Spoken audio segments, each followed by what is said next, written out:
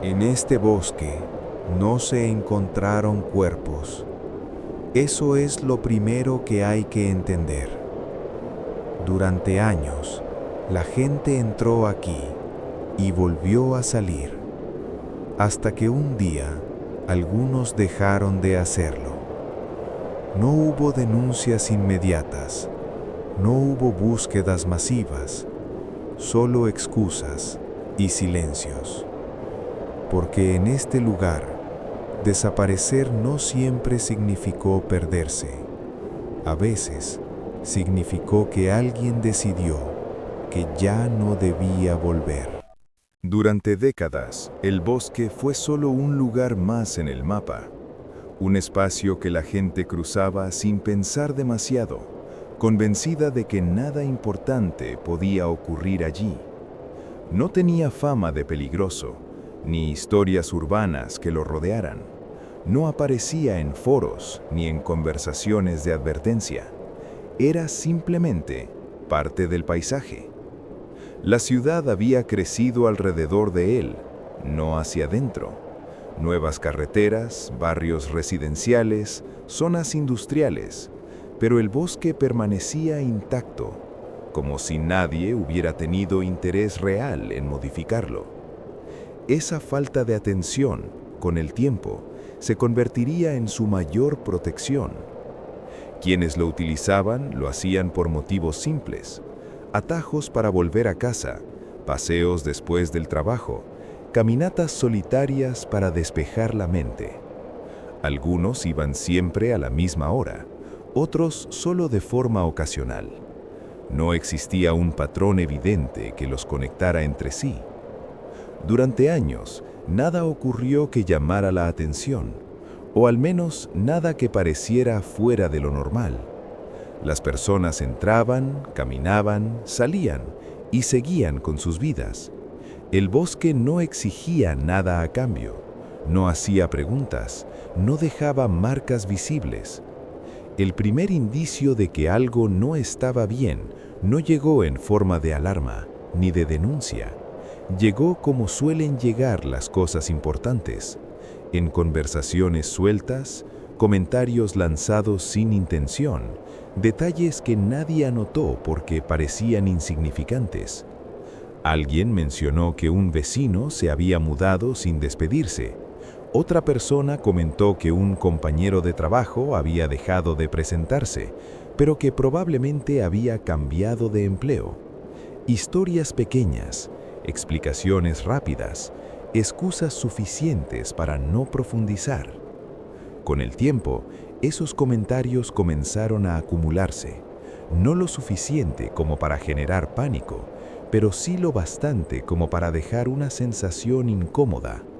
Personas que sin previo aviso ya no estaban, sin conflictos conocidos, sin despedidas claras, sin rastro digital que explicara su ausencia.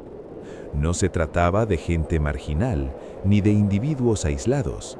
Eran personas integradas, con rutinas previsibles, con vínculos, gente que tenía razones para volver a casa.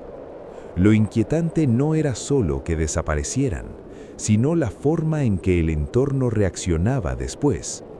Nadie insistía demasiado, nadie preguntaba más de lo necesario, como si todos aceptaran de manera tácita que había límites que no convenía cruzar. El bosque, mientras tanto, seguía igual. No mostraba señales de alteración. Los senderos permanecían visibles, las entradas abiertas, la vegetación intacta. No había zonas acordonadas ni advertencias, nada que indicara que aquel lugar debía ser evitado. Sin embargo, algunas personas comenzaron a notar detalles extraños, pequeñas incongruencias, tramos de sendero que parecían cambiar ligeramente con el paso del tiempo, lugares que aunque se habían recorrido decenas de veces, de pronto resultaban difíciles de reconocer. No era desorientación, no era cansancio, era una sensación persistente de que algo no encajaba del todo. Al revisar mapas antiguos, surgió una primera anomalía. Determinados caminos que aparecían claramente marcados años atrás ya no figuraban en versiones más recientes. No habían sido eliminados oficialmente, simplemente habían desaparecido del registro. Nadie recordaba cuándo ocurrió ese cambio, nadie parecía responsable. Era como si el bosque hubiera ido borrando sus propias huellas, poco a poco, sin levantar sospechas. Las personas que dejaron de estar compartían una coincidencia que solo se hizo evidente mucho después. Todas habían pasado, en algún momento reciente, por el mismo sector del bosque, no el más profundo, no el más inaccesible, un tramo aparentemente normal, fácil de recorrer, sin rasgos distintivos a simple vista. Ese punto no figuraba con nombre propio, no tenía señalización, era en teoría uno más entre muchos. Precisamente por eso, nadie lo había señalado antes como relevante. A medida que los días pasaban, el número de ausencias aumentó, no de forma brusca, sino gradual, lo suficiente como para que cada caso pareciera aislado, lo suficiente como para que nadie pudiera afirmar con seguridad que existía una relación directa entre ellos. El silencio que rodeaba esas desapariciones era en sí mismo inquietante. No había campañas de búsqueda visibles, no había presión social. Las preguntas se diluían rápidamente, como si el entorno mismo se encargara de apagarlas. Algunos familiares intentaron insistir, buscar respuestas, pero pronto se encontraron con muros invisibles, respuestas ambiguas, recomendaciones de no remover el pasado, advertencias veladas sobre lo que podía ocurrir si seguían insistiendo. Fue entonces que el bosque dejó de ser solo un lugar físico. Empezó a sentirse como un límite, un espacio donde las personas no desaparecían de golpe, sino que eran lentamente empujadas fuera de la realidad cotidiana. Y lo más inquietante de todo era que para la mayoría, el bosque seguía pareciendo exactamente el mismo. El primer cambio real ocurrió el día en que alguien decidió no seguir ignorando las coincidencias. No fue una autoridad, ni un investigador profesional. Fue una persona normal. Alguien que había pasado por el bosque decenas de veces y que, por motivos personales, empezó a prestar atención a los detalles que otros descartaban. Todo comenzó con una caminata que no estaba planeada, una de esas decisiones tomadas por inercia, sin darle demasiada importancia. Entrar al bosque, recorrer el sendero habitual y salir al otro lado, como siempre. Pero esa vez, algo fue distinto. Al llegar al tramo que coincidía con las desapariciones, el ambiente cambió de forma sutil pero evidente. No hubo un ruido fuerte ni una señal clara de peligro. Fue más bien una sensación física, difícil de explicar. El aire parecía más pesado. El sonido del exterior se apagaba poco a poco, como si el bosque absorbiera todo lo que entraba en ese punto. Avanzar unos metros más resultó incómodo, no por miedo directo, sino por una sensación persistente de estar cruzando un límite que no estaba marcado en ningún sitio. En ese tramo aparecieron los primeros indicios materiales, objetos pequeños, casi invisibles si no se buscaban con atención. Una zapatilla desgastada fuera del sendero, una mochila vieja enganchada entre las ramas, teléfonos móviles sin batería, abandonados en lugares donde nadie los habría dejado de forma voluntaria. No eran restos antiguos, no estaban cubiertos por años de tierra ni vegetación, eran relativamente recientes. Lo más inquietante era que ninguno de esos objetos había sido reportado como perdido. No figuraban en ninguna búsqueda, no estaban asociados oficialmente a ninguna persona desaparecida, como si nunca hubieran pertenecido a nadie. Al seguir avanzando, el sendero comenzó a deformarse, no físicamente, sino en la percepción. Caminos que parecían llevar a un sitio concreto terminaban en zonas cerradas. Preferencias conocidas dejaban de coincidir. Era posible orientarse, pero con dificultad, como si el bosque ofreciera resistencia a ser comprendido. En ese punto, la decisión lógica habría sido dar media vuelta. Y sin embargo, algo empujaba a seguir. No una voz, no una visión. Una mezcla de curiosidad y necesidad, como si alejarse sin entender lo que ocurría resultara imposible. A pocos metros del tramo central, el suelo mostraba marcas extrañas, huellas que no seguían un patrón claro. No parecían de animales, pero tampoco de personas caminando con normalidad. Eran irregulares, desordenadas, como si alguien hubiera sido arrastrado o hubiera caminado sin control. El descubrimiento más perturbador llegó al encontrar una zona despejada, pequeña, casi circular. No figuraba en mapas antiguos ni nuevos, un espacio donde la vegetación parecía haberse detenido en el tiempo. Allí, el silencio era total. No había insectos, no había viento, no había sonidos lejanos de la ciudad. Era un silencio tan completo que resultaba incómodo, casi doloroso. En el centro de esa zona había restos de estructuras improvisadas, no construcciones permanentes, sino señales claras de que alguien había estado allí durante periodos prolongados. Fogatas apagadas, lonas rasgadas, marcas en los árboles que no parecían hechas al azar. No se trataba de campistas ocasionales. Al observar con atención, surgió una posibilidad inquietante. Ese lugar no era un punto de paso, era un punto de retención. Personas que entraban al bosque, llegaban hasta allí y no continuaban. Algunas marcas en los árboles parecían intentos de señalización, rayas, símbolos simples, cortes repetidos en el mismo punto, como si quienes las hubieran hecho no hubieran tenido tiempo de terminarlas. La sensación de peligro se volvió física. Cada segundo allí dentro parecía alargar el tiempo. La noción de cuánto se llevaba caminando se volvía confusa.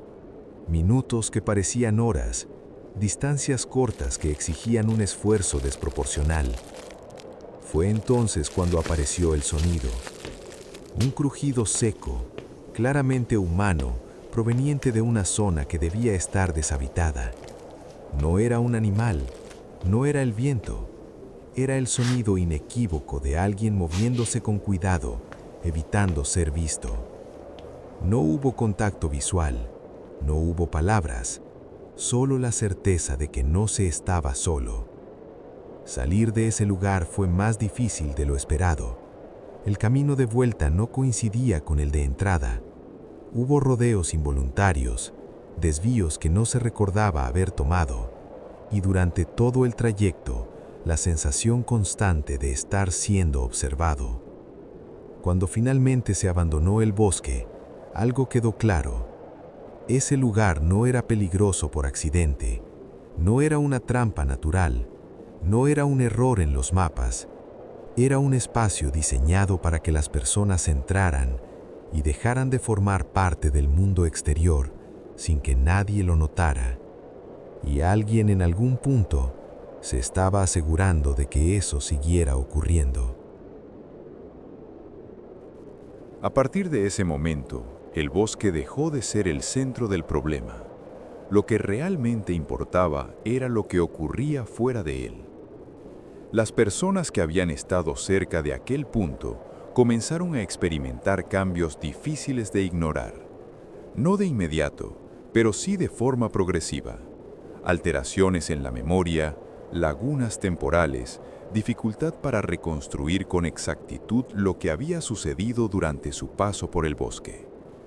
Algunos recordaban haber salido, pero no cómo. Otros aseguraban haber tomado caminos distintos que nunca habían existido. Y unos pocos empezaron a notar que alguien parecía conocer detalles de su experiencia que nunca habían contado a nadie. Las llamadas comenzaron poco después. No amenazas directas, no advertencias explícitas, solo preguntas demasiado concretas para venir de desconocidos. Personas que sabían dónde habían estado, a qué hora habían entrado al bosque, cuánto tiempo habían permanecido dentro, y sobre todo, personas que parecían interesadas en saber qué habían visto.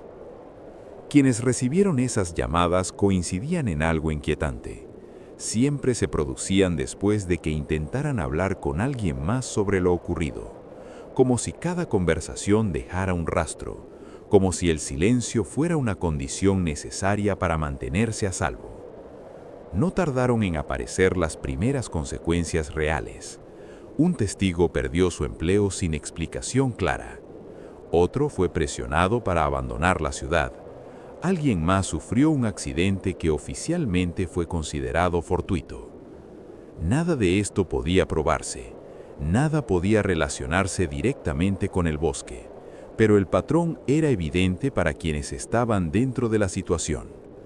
Fue entonces cuando surgió una revelación clave. El bosque no era el origen del crimen, era la herramienta. El verdadero mecanismo funcionaba afuera, en espacios mucho más visibles y por eso mismo más difíciles de cuestionar. Contratos temporales, acuerdos laborales opacos, promesas de dinero rápido, ofertas de trabajo que exigían absoluta discreción. Personas vulnerables, personas cansadas, personas dispuestas a desaparecer durante un tiempo a cambio de algo mejor. Eso era lo que tenían en común muchas de las ausencias iniciales. El bosque era solo el último filtro. Quienes aceptaban esas ofertas eran llevados allí bajo distintas excusas: supervisiones, trabajos de campo, encuentros informales. Una vez dentro, el aislamiento hacía el resto, sin señal, sin testigos, sin referencias claras. Algunos nunca salían, otros lo hacían, pero ya no volvían a ser los mismos. Se descubrió que ciertas zonas del bosque estaban vigiladas, no con cámaras visibles, sino con presencia humana constante. Personas que conocían el terreno, que sabían moverse sin dejar rastro, que aparecían solo cuando alguien cruzaba el punto que no debía. No cazadores, no guardabosques, algo distinto. Personas encargadas de asegurarse de que nadie se desviara del proceso. Las estructuras improvisadas del claro no eran refugios, eran puntos de espera, lugares donde se retenía a quienes dudaban, donde se les hacía entender que no había vuelta atrás. Algunos lograban salir, pero salían con un mensaje claro: no hablar, no volver, no insistir. A medida que esta información comenzó a circular entre un grupo reducido de personas, el ritmo de las desapariciones cambió. Se volvió más selectivo, más silencioso, más eficiente. Ya no se trataba solo de gente que entraba al bosque por error. Ahora el bosque elegía, y quienes estaban detrás se aseguraban de que el sistema siguiera funcionando sin interferencias. El crimen ya no era una acción puntual, era un proceso. Un mecanismo diseñado para borrar personas del mapa sin necesidad de violencia visible, sin titulares, sin consecuencias legales. Un crimen perfecto precisamente porque casi nadie lo percibía como tal. Y lo más inquietante era que para la mayoría de la ciudad nada había cambiado. Las calles seguían llenas, los trabajos continuaban, la vida avanzaba, solo que de vez en cuando alguien dejaba de estar, y el bosque permanecía allí, en silencio, esperando al siguiente. Con el paso del tiempo, el bosque dejó de ser un rumor incómodo y pasó a convertirse en un tema prohibido. No porque nadie lo mencionara abiertamente, sino porque cada intento de hacerlo terminaba de la misma forma. Conversaciones que se cortaban, miradas que evitaban el contacto, silencios demasiado largos para ser casuales.